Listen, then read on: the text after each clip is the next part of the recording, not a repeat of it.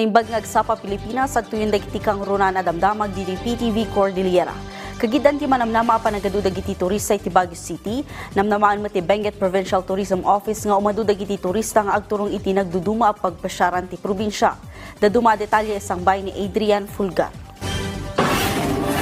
Itapay laang at damatan dagiti turista asimang bay iti Benguet, saan laang at tapno at pasyar kadagiti tourist areas ngam tapno agman naman na.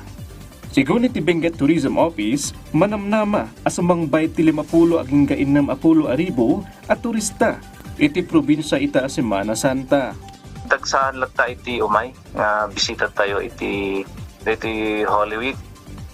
Considering adun mo't lang iti barbaro nga sites nga naglukat, kan at the same time J20 gamin since onset iti pandemic at ngamat nga to.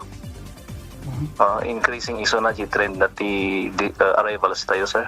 Nabalakadan dagiti turista sumangbay iti probinsya nga agturong iti tourism office dagiti LGU tapno maigayad da anasayaat. Agan nadamat iti online transactions tapno maliklikan ti panakaluko da. Before nga mapanda iti destinations kat they do some research.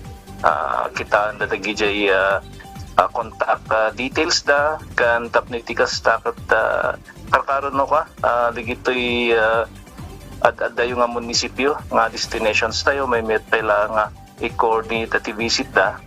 Kabayatan na may samat akang runan at turungan dagiti turista ti Strawberry Farm iti La Trinidad.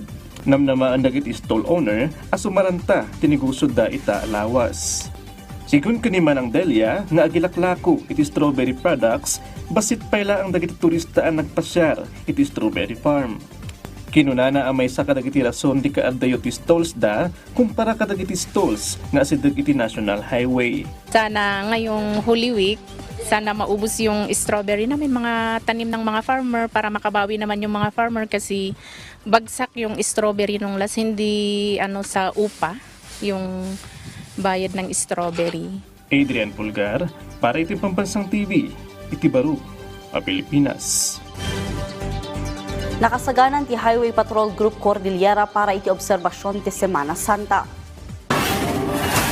Sigun iti opisina mangruginton bigat paertengan dati monitoring kadagiti kalsada tapno masigurado ti panagtungpal dagiti motorista iti lintag trapiko.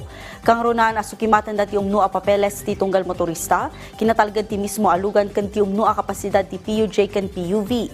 Naingat matawana-wanan dagiti lugan a maatap a nakarnap ken rentangay a dumaldalyasat iti kalsada. 54 a personnel dati nakadeploy iti intero a rehiyon. Itinaso a bilang 22 ti agbantay iti Baguio City. We will be deploying our personnel on the main thoroughfares of Baguio and Benguet, particularly sa may Canon Road, Marcos Highway, Alcima Highway in Ambuklao, Bukod Road. Kasi dito yung mga main thoroughfares na dadaanan ng ating mga bisita na aakyat dito ng City of Baguio. Is yung pagiging mainitin ng ulo sa isa't isa. Alam natin na lalo na sa traffic situation. Kaya nga po, andito kami na nag-guide. We guided the local police para makita natin na maiwasan ng mga ganitong mga pangyayari. Dagiti kang runana damdamag dito PTV Cordillera, i-like, i-follow ka nag-subscribe iti social media platforms ti PTV Cordillera iti Facebook, TikTok, and YouTube. Para iti PTV balita ngayon sa probinsya, siya ni Audrey Villana na imbag ngal daw.